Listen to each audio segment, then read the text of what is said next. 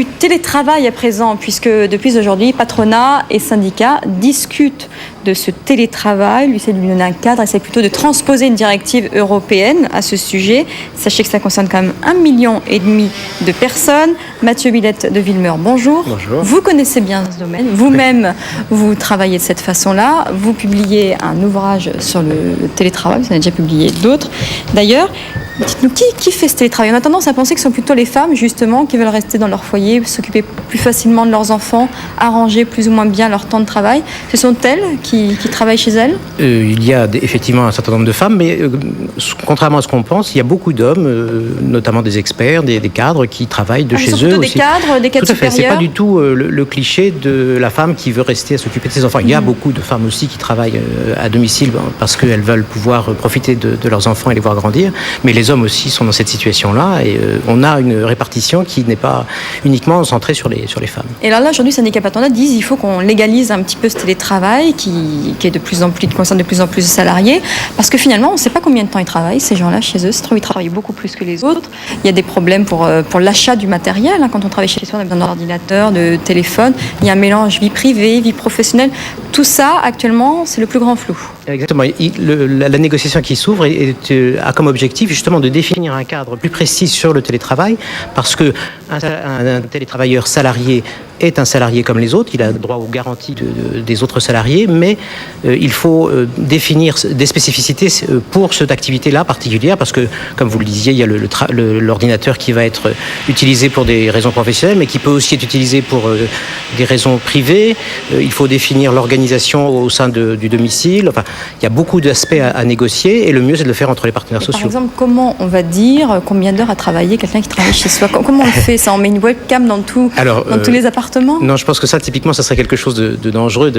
Non, il faut définir D'abord, il y a déjà tous les cadres autonomes qui ne rendent pas compte de leurs horaires de façon précise actuellement. C'est pas les horaires qui comptent, c'est le résultat. Exactement. Et puis, il faut, pour tous les travaux qui sont plus facilement mesurables de façon moyenne, on peut définir un temps passé moyen pour un type de tâche, et donc définir que pour une journée de travail, le salarié doit faire tant de tâches moyennes, et ensuite sur un an que le contrôle soit fait de cette manière-là. Je disais 1,5 million de personnes qui travaillent comme ça représente 7% des salariés, c'est pas mal. C'est important. C'est en expansion, il y en a de plus en plus qui choisissent cette forme-là de travail ou à qui on le propose, certaines sociétés qui font des économies de cette façon-là. Les entreprises y trouvent leur intérêt, bien sûr, les salariés également.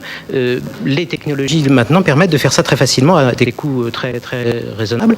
Et puis il y a aussi tous les télétravailleurs indépendants qui, eux, ont choisi l'indépendance en travaillant chez eux, qui aussi sont en plus de ce million de télétravailleurs salariés. Donc c'est un phénomène qui se développe de plus en plus.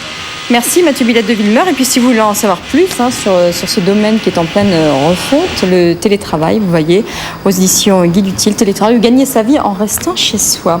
Merci d'être venu sur ce plateau. Merci.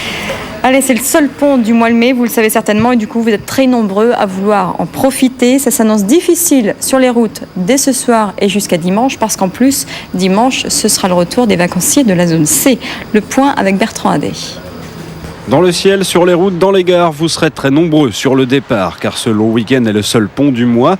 Férié les 1er et 8 mai tombent un dimanche cette année, et le 16, lundi de Pentecôte contesté, sera malgré tout travaillé. Du coup, week-end record en prévision à la SNCF d'abord. Ce dimanche, c'était un grand retour. S'il combine à la fois donc les retours du week-end de l'Ascension et les retours effectivement des vacanciers de la zone C, des académies de Créteil, Versailles et Paris pour les vacances de printemps.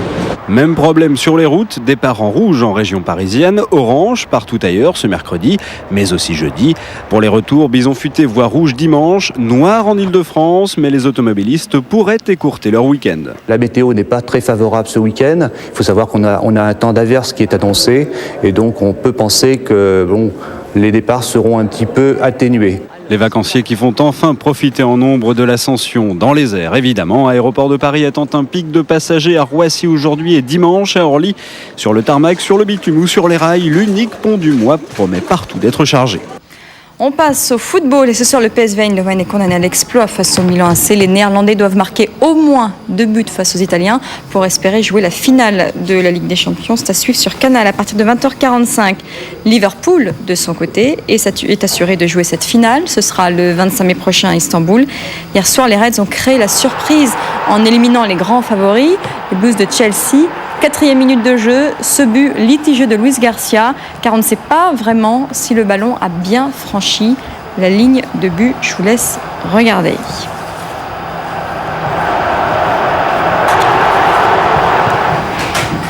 Et puis un mot de tennis avec ce match très attendu cet après-midi au Master Series de Rome, puisque Richard Gasquet, 18 ans, défie André Agassi, 35 ans, voyez l'écart d'âge. Le